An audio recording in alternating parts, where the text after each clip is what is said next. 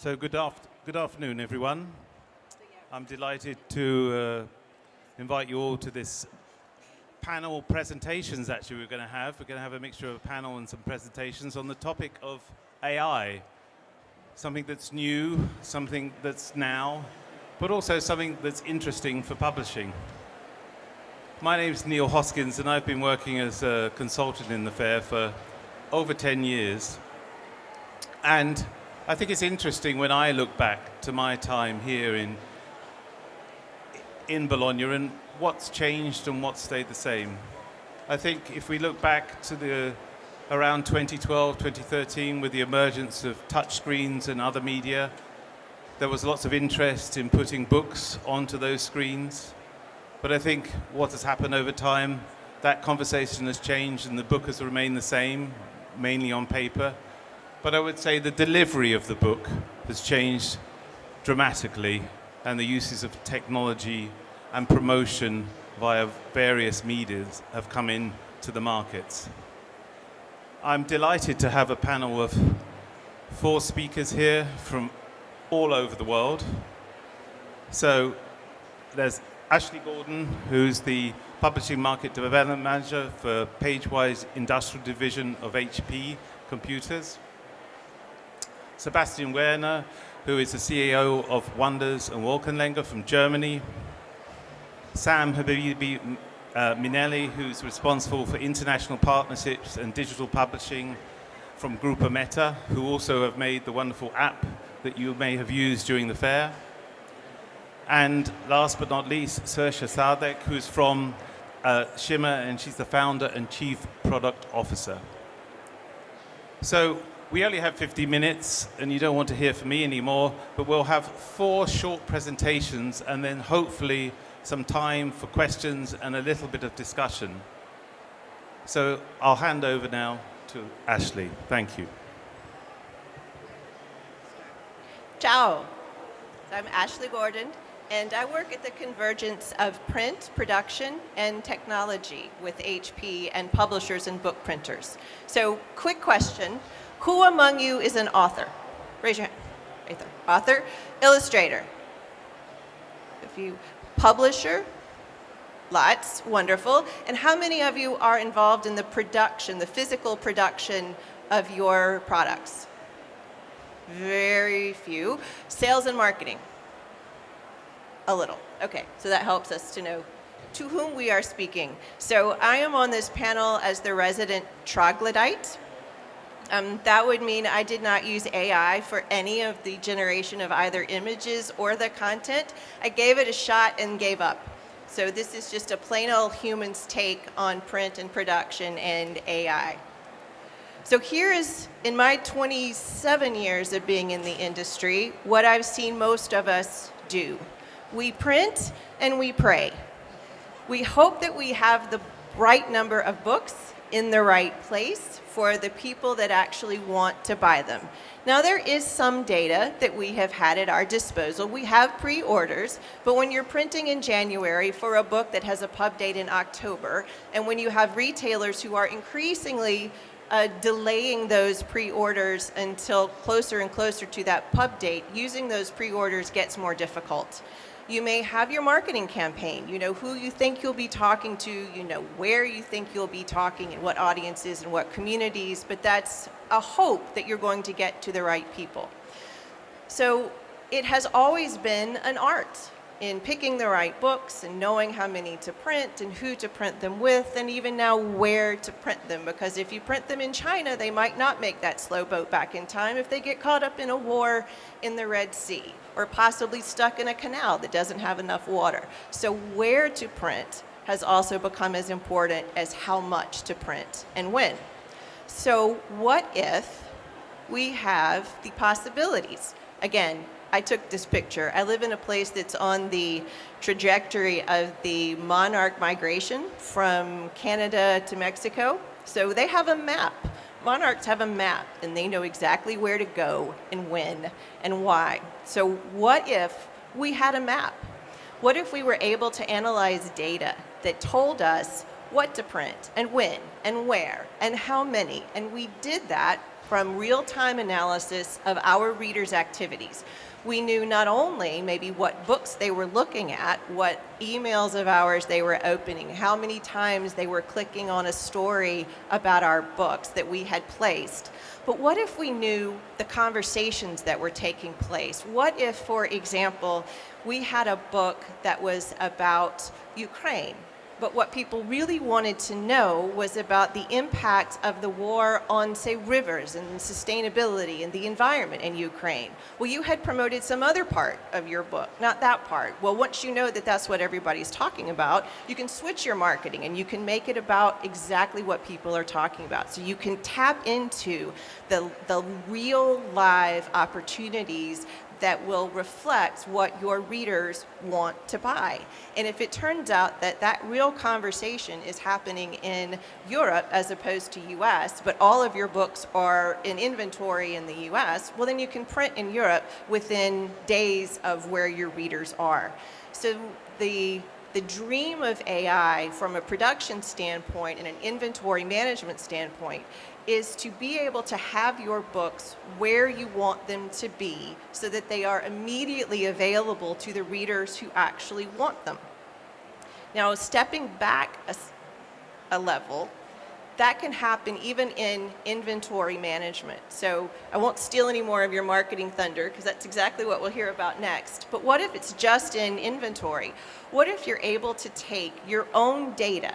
Here's what we printed in the past, here's where it's sold, here's where we had an out of inventory position, here's who we printed with, which one of our printers was able to meet our SLA. You take just the data that is within your own company, probably something you have access to now, but you haven't necessarily known how to use it or how to apply it. What AI will be able to do is help us to look at our inventory positions and say, we're really low over here because that's where the demand's going to come. I need to do some backup printing there. Or I have way too many books in the UK. Where I'm going to need them is in my distribution center near Amazon in Europe. I need to shift them. And we can anticipate instead of react. Right now, we print, pray, we react. Right? We do what we think is right, we hope it turns out to be right, and then we react to the reality on the ground. Ideally, what AI will allow us to do is take all this data, analyze it effectively and in real time, and then get the books where they want to be so that we can sell them and we never have an out of stock position again. But that is the dream. This is actually, we get little caterpillars, of course, and I foster them, so they come out on my back porch. So this is one of those that came out on my back porch. So where are we now? We are really at the beginning stages of AI, of course. So what is actually happening at the moment, which is sort of why I'm here. So HP makes massive printers that are roll-fed, inkjet production. So if you do anything from 1 copy to 10,000 copies in a digital environment, they are most likely done on an HP press somewhere in the world. So what is being used now is AI is part of the infrastructure and the technology of those presses. It helps the print production provider, what the rest of us just call a printer, to know which books to print when. So if you as a publisher are saying to your printer, I suddenly need these books, I need 3,000 of them, and I need you to turn this order in 3 days. Well, they are already using AI to be able to balance their order load, to be able to batch books by trim size or by publication, interior type, paper, so that they can more efficiently run books through their plant, so they are more likely to be able to meet your quick turn requirements. And those are happening both in the workflow, so I get 1,000 orders in, I've got to balance all of those orders, which line do I send them down, and how do I batch them? But also within the printer itself, the printer is saying, I need to do this color calibration, I need to switch to this paper, I need this ink level. So AI is happening right now in the production of your books within the printers themselves, and then it's also happening within the workflow that manages multiple printers across a single facility. So, see, I'm keeping to my tight time. Here's why I would say this is an incredibly exciting and not just a worrisome opportunity. This is in my little hometown. We have a lot of art, and so this is in one of the parks down at the end of my street. And I did a lot of interviews to be prepared for this conversation.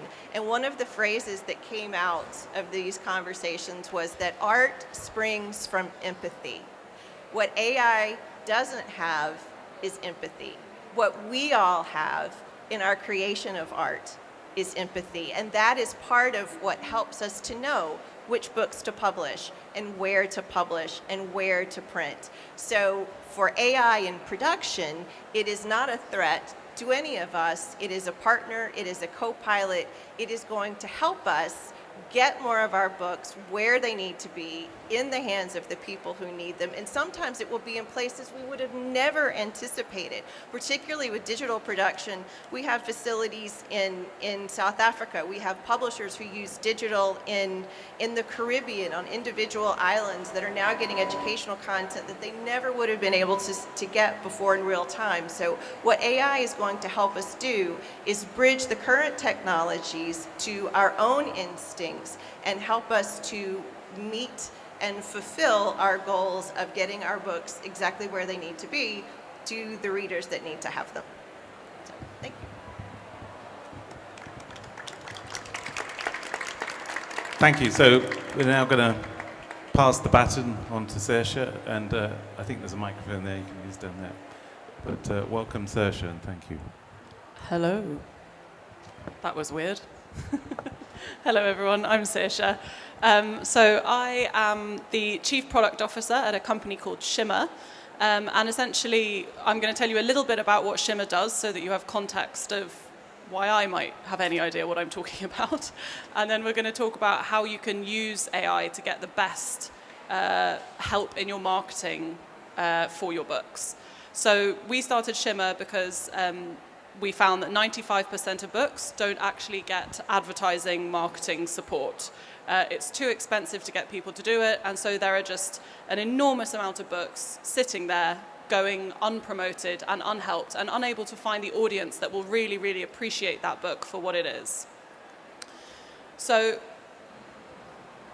though that's not what the slide originally looked like, and it's quite hard to read, I'll tell you what it says. Shimmer makes ads to sell books, and we do it in a completely automated way. So we use a lot of different types of code and a couple of types of AI to do that for publishers and for authors. How it actually works is that we have 3 machines within our system. The first one is called the analyzer, which is what basically reads the book and understands what the core parts of it are for marketing. So what's exciting? What's going to make readers really sit up and notice? Is it the emotion? Is it the psychology? Is it, the setting? What are all the things that are really marketable about this book? And that is what we call book DNA. So once we've worked out what that is, it gets passed on to the next machine, which is what we call a generator. And that is what creates the ads. So it will create imagery, it will create copy, and it will do those things to bring to life different ways, different hooks into the book, lots and lots of different things to try.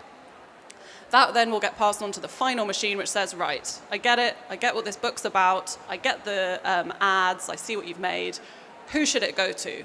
And it will look for people that are really excited by these topics, who are interested in them, who are psychological matches with that book, so that they're more likely to purchase it and more likely to enjoy it. Then it will automatically push that out onto media through Google, through Meta, to actually go to people. So it's basically hands-free advertising that optimizes all year round. So as you can see, I know quite a lot. I'm the product person, so I help build this. So I have spent a lot of time with the different LLMs and the different generative models. And this is the kind of imagery that we create. So some of these are for children's books, some of them are for non-fiction, some of them are fiction. It's just a selection, really. Yes, get a nice picture of that one. I'll wait here for a second. So we basically create the right imagery for the right book. What we're going to tackle today then, for my section anyway, is 2 of the hardest things that I think that publishers and authors have to deal with when actually trying to get their books into the right people's hands. It's finding the right audiences. In a world where there's endless audiences, how do you find the right ones? And the second thing is now that it's possible to create anything, what on earth do you make to show these people the best parts of your book? So I'm going to tell you what I've learnt in doing both of those things in our product. So in terms of finding your niche, finding the audience that's going to work well for you, I won't go through all of these tips. Feel free to snap away. I'll just do the top couple. The first one is to think about where your audience actually likes to spend their time. So you can use a large language model there to describe your book to it, give it, a bit of an understanding of what your book is, and ask it to rank the media platforms that you think the audiences will be on, and ask it to explain it to you as well. Then you can obviously do the human thing and analyze whether or not those are the most appropriate things for your book. Obviously, if it's a self-help book, maybe Pinterest. If it's a professional self-help book, perhaps LinkedIn. So you can do that kind of human edit on it as well. And think outside your genre. You might be a children's educational publisher, but what other themes are within your book, and where else might those people be that might be interested in that? If no one's used any models before, I would suggest starting with Claude. It's really easy, it's really nice, and it talks very well to you, and it comes up with good answers. But ChatGPT works very well as well. So I'm going to use a book, a young preteens book, as an example through this, so you can kind of see what happens. So for this book, it went through the Shimmer system, and it came out that it's going to be appropriate to kind of a 10 to 14-year-old audience who have an interest in mythology, in adventure, in fantasy. It's about a young boy who goes to Dublin and discovers a whole new world and then has to fight some baddies. And so what really the themes of the book tackles is change in your life, changing dynamics, changing location, changing challenges. And so those are good themes for this book. And you can look at different keywords then, and you can ask it to help you generate those. So anything about this, there's a lot of Viking mythology in the book as well. Anything about Viking mythology or friendship are important themes too. So this is what the machine generated. So there's lots of ways that you can use AI to help find your right audience. Moving on to marketing copy, I'm going through this at like a rate of knots. If any of you have questions afterwards, just come and ask me, I'll hang around. So marketing copy, large language models for marketing copy. So please ask it to create you marketing hooks. Again, give it the synopsis of your book, give it the book summary or something, whatever you feel comfortable sharing, and ask it to come up with 4 different marketing hooks into your book. Give it just for different scenes to try, give it, different bits of the book to work with. And then my top tip is please explain it as though you're talking to a 5-year-old. If you were to ask a child how to write a headline, tell it exactly like that. Be very specific and be very literal. And you can give it feedback as well. You can say, oh, I didn't like that. I don't like the way it's written. Because of this, write me a new one, and it will iterate with you. So don't give up. Keep feeding back to it. So for the book that I showed you before, here are some headlines that our machine wrote for it. So you can see Dublin lad versus Norse god is quite a, punchy one. A Viking threat in 21st century. And you can do the short, punchy ones, and you can do the longer ones. So can Arthur, a young lad from Dublin, save his world from the mythological threat of Jormungand? I'm guessing that's the made-up place. So you can do the slightly longer, more descriptive ones. And then punch as well. Buy Arthur Quinn now. Make sure that you always go for the sales plug in these as well, because often that will outperform any other type of headline. So what our machine does is it takes all of these headlines and it rotates through all of them in A/B testing, and it will work out which one is the right one to do. So if you're doing it yourself, it can be a bit of a wait, but try to do at least a few and test out different ones to see what actually is going to catch people's attention and get the book going into people's hands. Marketing imagery. So how can you use it to really bring your book to life? The reason that this is important, of course, is that one built-in marketing asset is not enough. So it takes 6 to 8 marketing touch points for anyone to buy anything online, more or less. People have to see something a few times, see it a few different ways before they're like, okay, sounds good, I'll get it.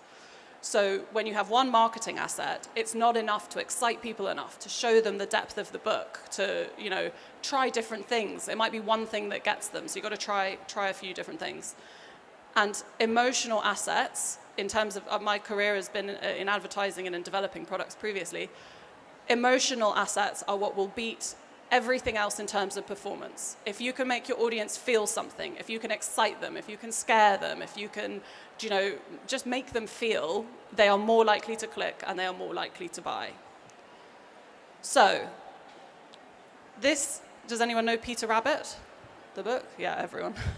So right at the beginning of us developing this product, on the left-hand side, you can see we put in a prompt for Peter Rabbit, and it was absolutely terrifying. And you cannot use that. So that was from a slightly older model. They're a bit better now, but we developed a whole system that will create images like the one on the right, which is much more fun and much less scary. So prompts need to be refined. Don't be put off if your first one doesn't quite work. Keep going, keep trying. So again, hints and tips for using generative AI. I would say, wow, everyone smile. So the first thing is, if you're getting started for the first time, I would recommend using Midjourney. It's the easiest one to get going with. It follows your instructions pretty well. It's the best one for first-time use. And it's actually one of the best ones, I think, still. So one of the classic traps that you can fall into is describing a scene. So you can give it a bit of the narrative and say, this is what's going on at that time, and this is what's happening. That's not how they work.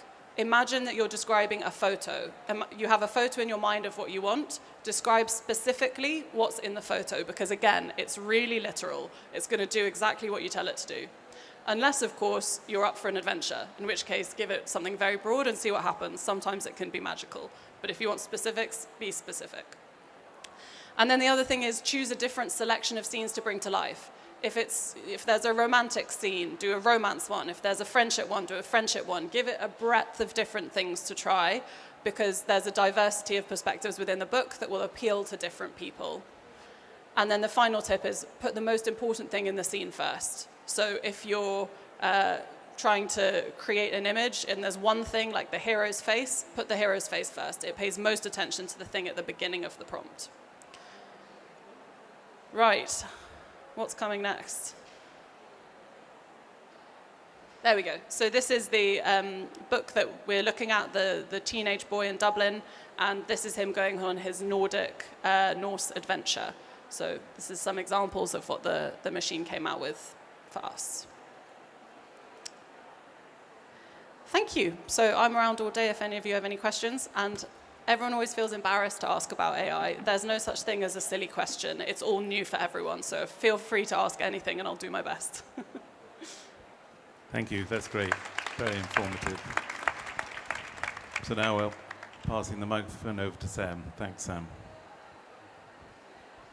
Oh, thank you. Do you have the slides? Okay. Oh, sorry. Yeah. I'm Sam Minelli. I'm from Gruppo Meta. And we will talk, there's only 2 slides. I try to be very, very synthetic anyway. Our company is working on language. So we'll talk a lot about speaking language, because that is the basic of everything that now is mentioned as to train data to see what we have seen until now. The images are generated, of course, and generated on purpose. There are 3 actors in my images, and this is something that fears us, and a person. We are that person that fear that artificial intelligence is coming, because it's something for some of us that is unknown, and you know that something that is unknown is something that we fear. Imagine that we are in the past, before the electricity. Everybody was fearing something new. That is dangerous. You touch it and you get fired. It's not that easy to handle it. And it's still today dangerous if you do not know how to handle it. So, but if you learn how to touch it and to keep it, you can do whatever you see here. And you can really do amazing things.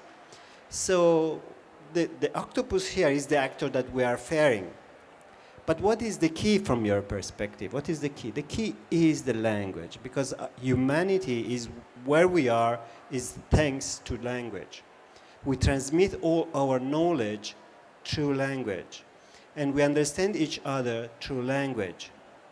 That is the basic of humanity in the sense of also empathy.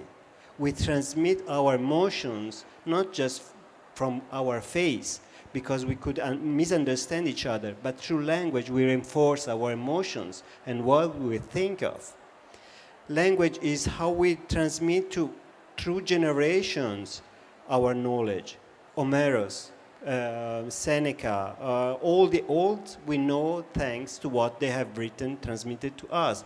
If they were just drawings, it would be a little bit more difficult. Okay, so that key is fundamental for whatever we do. We train this system, we talk to them.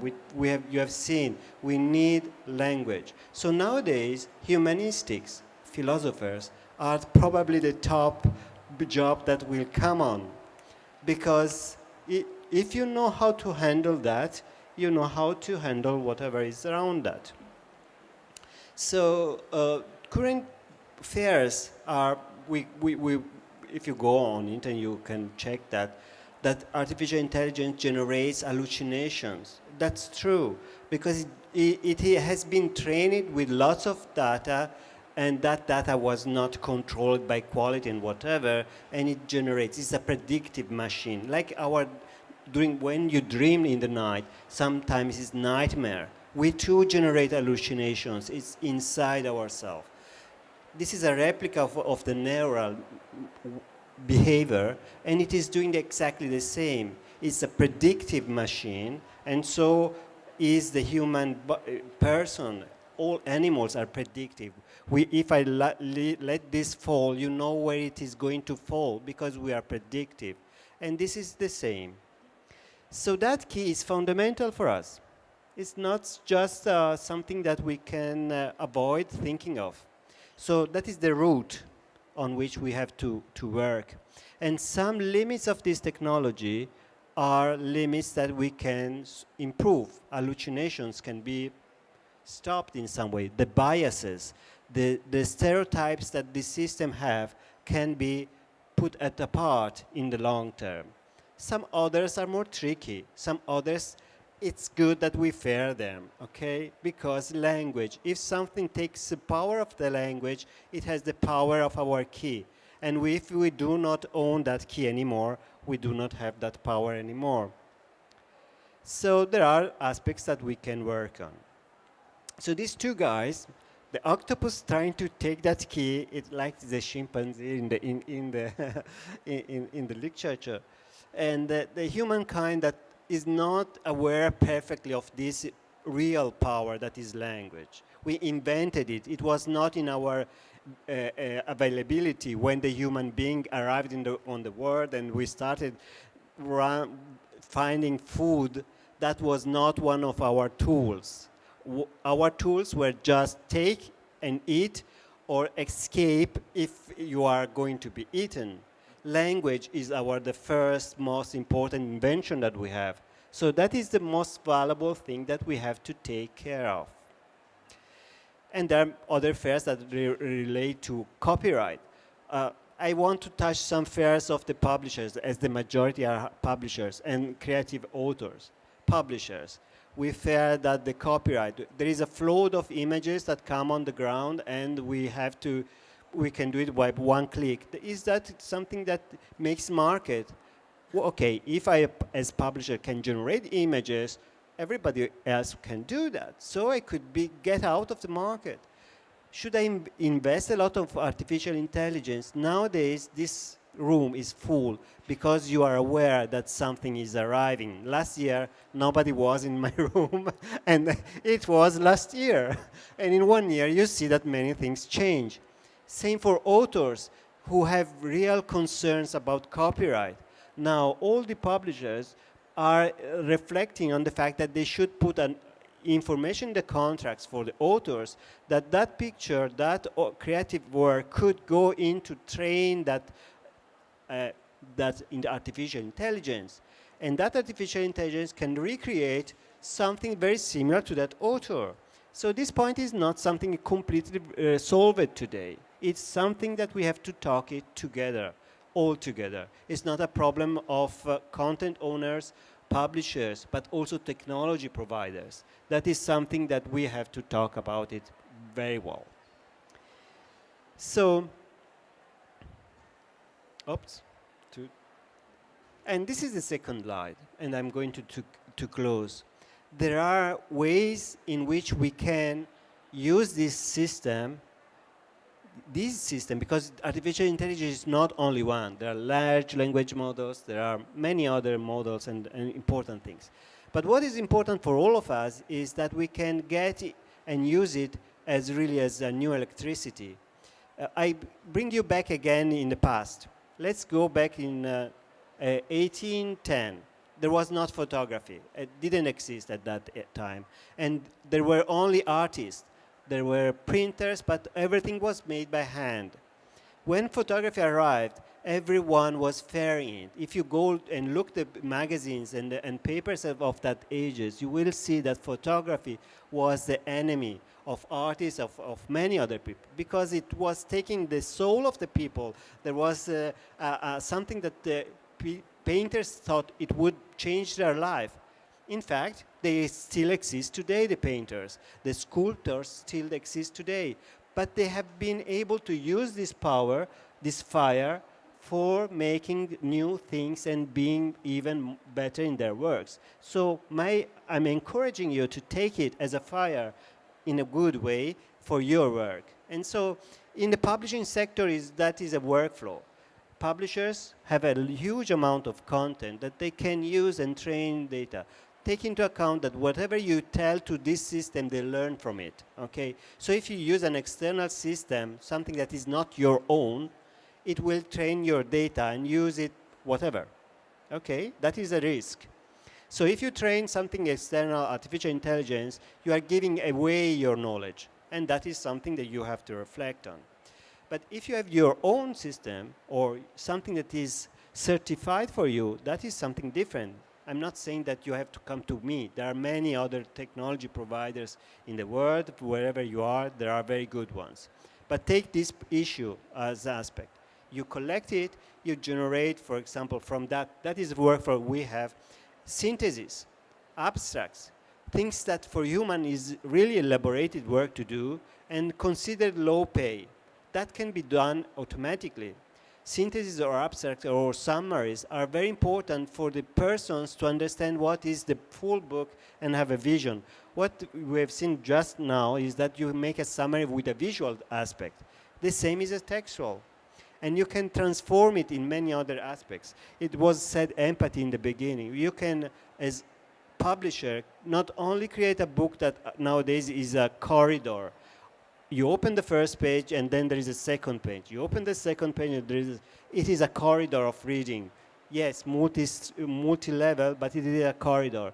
Nowadays you can have a city, a map of a city, and the author creates something more multidimensional, and the user is more segmented. It can go really, whoever you are, you can have a different path in this town. And it is no more a street, but it is a town. And you can really open the view to the users. Whatever the means you use. Before this presentation, there was one on the books that I loved. And one of the presenters said, I love the silent books. That's a way to access. For very kids, they do not have language. That is a way to access too. So, and for example, what we do is in the end, for example, the journey of the hero. That is a way that is a methodology of reading and methodology of producing. There could be the Cicerone way, that is the topic, you go to the top, and then you end the system. Whatever it is, you can personalize it in 100,000 methodologies to access, read, and perceive the content. And IPR can be tracked, so it is something that we solve. And the quality can be improved because we have artificial intelligence supporting the author on the quality of the writing. And I finish on this just saying one thing, that nowadays, whoever you are, you buy a book, at the 50% of the book, you decide if continue reading that book or abandoning it. And majority of the readers abandon the book for the difficulty of the reading, for the low quality for them, for their personality, because the terminology is academic. Because when I write a book, I try to be academic because I want it to be perfect as author. But when I write, when the reader arrives to that, the gap is too much. And that the 50% in 100 pages means that the fifth page, you lose the reader. And that is for the publisher a great loss, because there is not the rebuy, the return to the buy to the user. Thank you. Thank you. Wonderful, Sam. And now I hand over to the last person, but not the least, in Sebastian Werner from Wonders. Thank you, Neil. Thanks for having me. And yeah, quick introduction. So I'm Sebastian Werner. I'm the CEO of two companies. One is Wolkenlenker. So this is a kids media production company. So we are producing TV shows, audiobooks, picture books, and children's apps. And the other one is a software company where we enable content creators to distribute any kind of content in their own apps. So essentially people can use our software to create their own multimedia mini Netflix.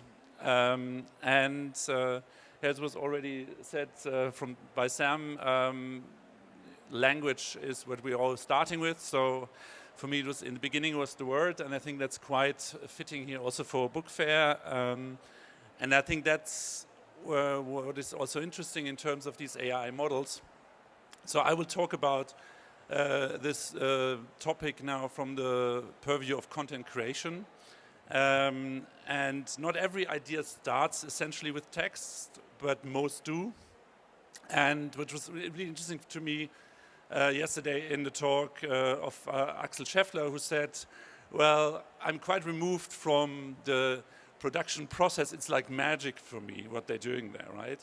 And in a way, when we're looking at these AI models, you know, it also feels like magic to us.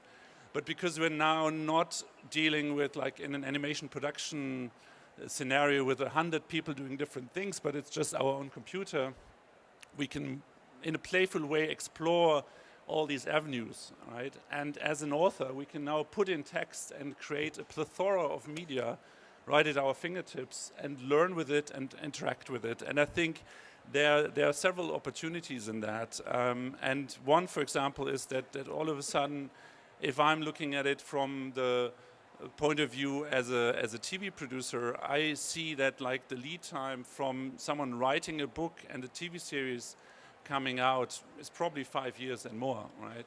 Whereas in the future, this could be really shortened, and we could work with shorts or with any kind of other content to really explore these story worlds in different media formats much, much earlier. Another possibilities here is internationalization. We talked about this before. Personalization of content, hyper niche products are possible all of a sudden. So these are just a few opportunities that you as illustrators, as producers or as authors can look into and see, well, is this something for me, and how can I change my way of working, adapt it, and learn with it. And so what I'm doing now is I'll guide you through a few models and examples that I worked on for this presentation.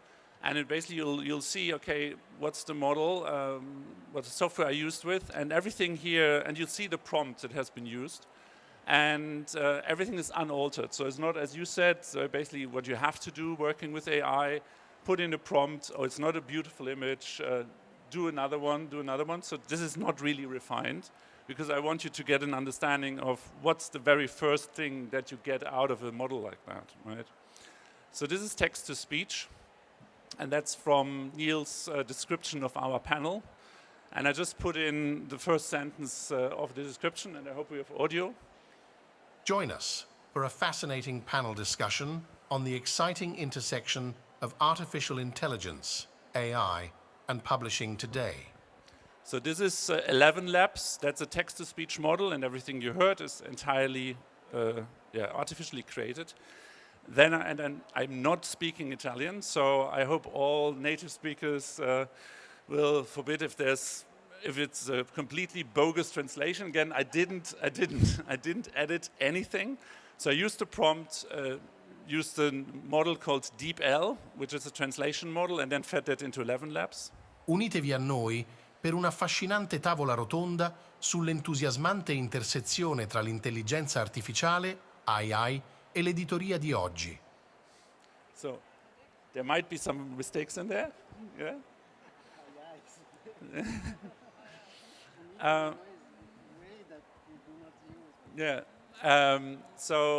This is illustration to video.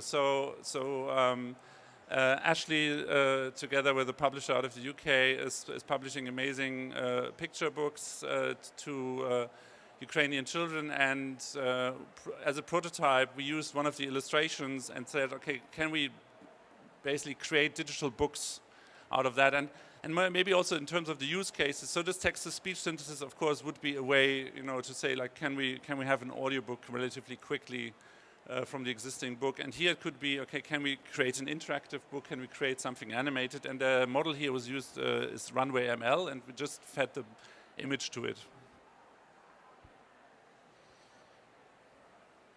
It's just a short 10-second animation. Now text to image. Adobe Firefly is a text to image tool from Adobe, and that is actually one of the few tools that is copyrightable, because they are using their own stock images, so it's not trained on content that's from other sources. And the prompt was an opera singer singing an opera on how AI is transforming various aspects of book publishing. That's what it came up with. And then text to video. So this is now something that I didn't create because you can't work yet with Sora. Sora is a new text to video tool from OpenAI, and you can now see that's quite a sophisticated prompt. Animated scene features a close-up of a short fluffy monster kneeling beside a melting red candle. The art style is 3D and realistic with a focus on lighting and texture, and so on and so on. You can read the rest while the video plays. Again, entirely created by AI. But you can also see that you get quite remarkable results on these models, even with a very simple prompt like photorealistic close-up video of two pirate ships battling each other as they sail inside a cup of coffee.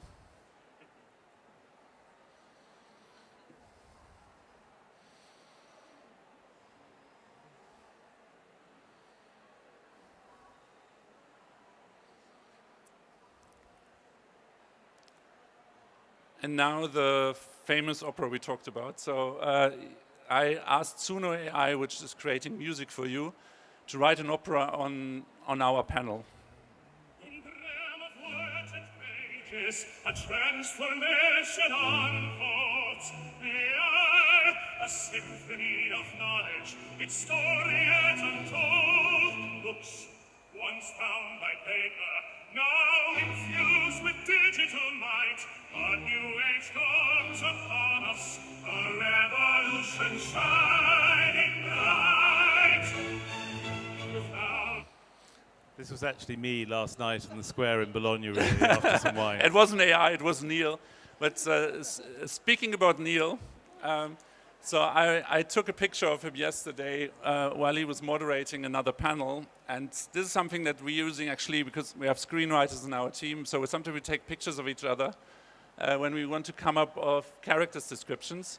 And I took the picture of Neil and said, like, if this would be a fictional story, what would this person be? And so the model said, seated confidently on a sleek modern chair at the conference with a water bottle at his side was Julian Spector. Neil, nice new character name. His attire was a classic ensemble of business casual, a sharp, well-fitted black blazer, paired with a crisp white shirt, unbuttoned at the top to convey a touch of nonchalant sophistication. His glasses, with their thick frames, hinted at a scholarly dedication, while the silver watch on his wrist gleamed with a suggestion of refined taste. I can attest to that, by the way.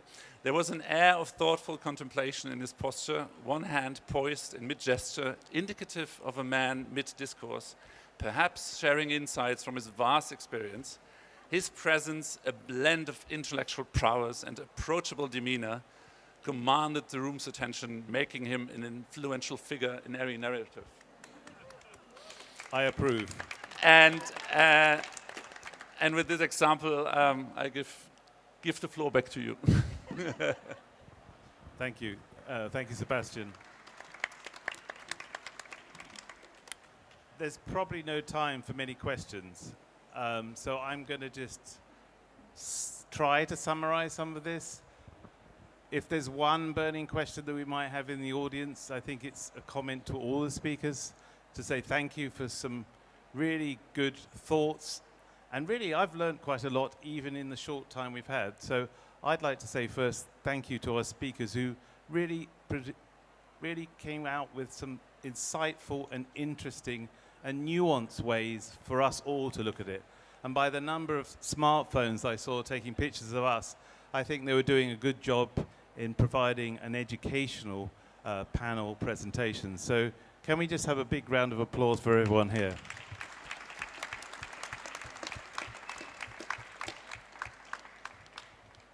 Now, this is just the beginning. As Sam sort of delightfully mentioned that last year when he mentioned this in an empty room, no one was there. And I see this room is full of people who are interested and engaged in this topic.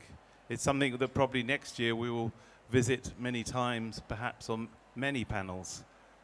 But if there is, we've got time for maybe 2 questions. So if anyone has a burning question to one or all of the panelists, can you raise your hand now and I'll come and find you.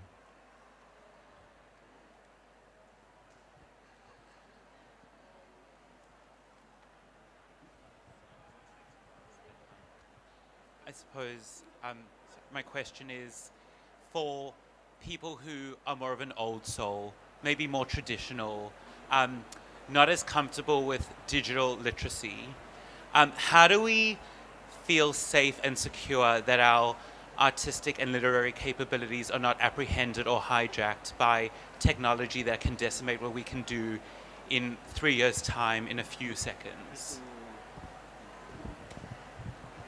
Hello? Is that on? Yeah? I have a quick answer to that, and that's make sure that you use the models which are protected. So, for example, you can buy the next access of ChatGPT, the sort of version up, and it doesn't use your data to train anything. Everything's very safe. So find the part of the model. It's normally not the free version. If you get stuff for free, it's because they're using your data. So that's true the world round. So make sure that you're using something which keeps you safe, basically, and doesn't take your artistic efforts and train the models with them. So that's, for example, that's what we use at Shimmer. Everything is completely secure, not ever used for training, because that's exactly what we want to avoid. And I think, I mean, as in general, you already see that it's actually, in the case of AI, it's luckily much quicker than how tool makers and reacted, for example, with social media and things like that. So, for example, Sony, in the newest generation of cameras now, has already integrated chips that basically make it impossible or make it possible to exactly see, like, okay, this is an actual picture that has been taken at this actual place at this actual point in time, right? Because we'll run into these problems in the future. So I think with cryptography, thank you, and other tools at our disposal, I think there is already a big push towards that and making sure that copyrightable works stay copyrighted. No one knows what the future holds and how it will develop, and of course there's strong forces also, you know, that might not like that, but I think there is, I mean, I'm quite hopeful because I already see in such an early stage of this development a lot of commercial interest, you know, to copyright works and to make sure that they are protected. Can I add one thing? 2 things. First, as she said, there are subjects that you sell your images for training, okay? And you can opt out. This is Adobe, there is a stock photo, there are others that say exactly in the contract that your content will be used, if you want, to train their systems. And you are paid back for that in the percentage, a micropayment. So that is one option. Another thing is that personal advice is try it. some way not very important, probably content, but try it, all the things that you have seen made so well by Simon, try it because it is inspiring. And by the way, artificial intelligence is not a search engine. Don't take it as a search engine or a trivial engine, but as a reasoning engine. It's something you talk to understand better something. If you give a lot of images, as we have seen, and you say, no, I don't want this, I want this other, you see something anyway that makes your imagination talk to. Or as you have seen, the last image that has been analyzed is a way to describe a personage and could be an input for a writing. Okay, so you have to take advantage of it as you are the first ones that are in the middle to try it as much as you can to understand what the advantages and disadvantages, what makes you fair and what not, on probably not really important things that you may lose some way. Don't risk on those, but do try it. Because at the moment, if you just look at it flowing away, you will be always on the riverside. Just try it, and it is something that I usually in technology, I'm not pushing. This is first time in my life I do it. Yeah. And just a final point to that. Nothing about AI is, Lord, the word just went right, inevitable. Nothing about this is inevitable. I think a lot of the conversations that I've heard about AI make it sound like a tsunami that's coming at us, or to use Sam's reference, it's a fire. Well, I have a 23-year-old son who fights uncontrollable wildfires, and they get controlled. It is just a question of human will and resources and putting ourselves in the path of what's coming. So there were so many publishers in this audience, not just authors and illustrators, but publishers. So the type of AI use that I described will come from industry partners. So if we fund those industry partners to create the tools that we need them to create and not go toward what's free, then what will be created is protected and will protect us and is what it should be. So I think we need to get out of the mindset that this is some tsunami or out of control fire raging for us, and we have choices. And it's up to us as an industry to determine what this will be, who and what it will replace, and what we can use it to do to make what we do better. So there we are. Thank you again. And come back next year for an even bigger panel, which I'm sure will be more diverse and more thoughtful and more detailed than even this one was. So thank you all for coming, and thank you to everyone on the stage. Goodbye.